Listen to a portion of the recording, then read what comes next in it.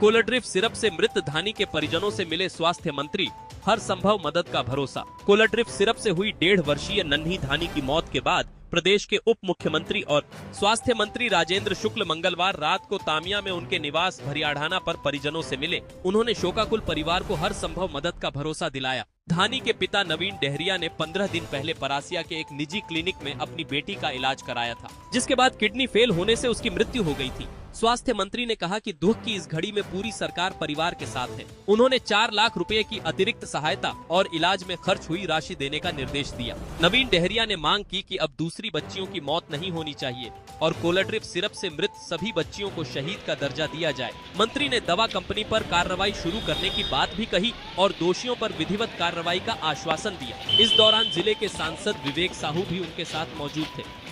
आपकी बेटी की सिरप पीने से मृत्यु हुई है, इसमें आपका क्या कहना है? मेरी बेटी सिरप पीने से जो हुआ है इसके चलते अब इसको तो बदल नहीं सकते, लेकिन आगे जो बच्चों के साथ ऐसा ना हो जो मेरी बेटी के साथ हुआ। कि उसके जो भी पार्ट मतलब जो पोस्टमार्टम में जो भी निकला है अभी जो उसके आधार पे दूसरे बच्चों का इलाज हो और बच्चे ठीक हो, हमें यही गुजारिश। आपका नाम? मेरा नाम शालिनी देंगे। मेरा शासन प्रशासन से एक ये था कि मुख्यमंत्री लाडली बहना के योजना के तहत इनको इनकी बेटी धानी पात्र हो, इसलिए उन्होंने टीटी ऑपरेशन कराया। और अब धानी नहीं रही तो क्यों ना उसका लाभ उनकी बड़ी बेटी को दिया जाए।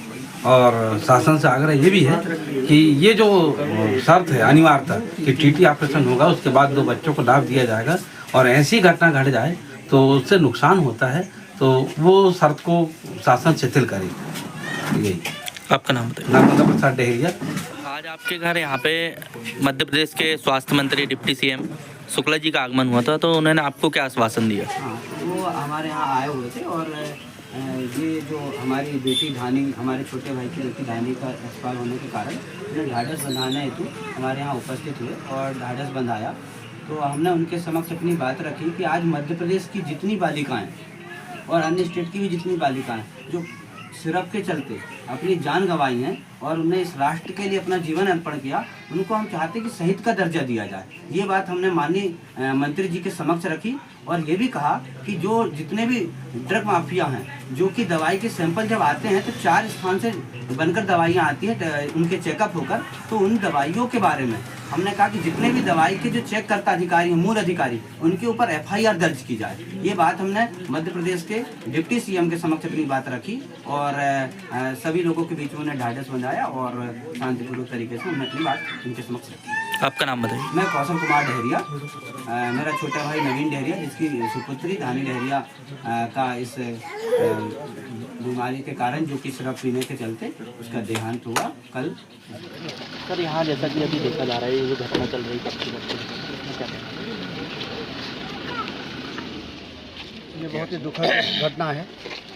नवीन डेहरिया की 1.5 साल की बच्ची थी घाड़ी डेहरिया, जीवन और मरण के बीच में जूझती रही वो 15 दिन नागपुर में CMC में। और जो बीमारी के कारण कफ सिरप लिया था कोल्ड्रिप, जिसके कारण 20 बच्चों की मौत हो चुकी है, वही उन्होंने भी बीमारी के कारण उपयोग किया था और वो दवाई नहीं जहर थी और इसलिए उसको बचाया नहीं जा सका। परिवार को संबल देने के लिए मैं आज यहाँ पर आया था और उन लोगों ने भी यही अपेक्षा की है कि भविष्य में इस प्रकार की कोई घटना ना हो जिससे और कोई बच्चा इससे प्रभावित हो।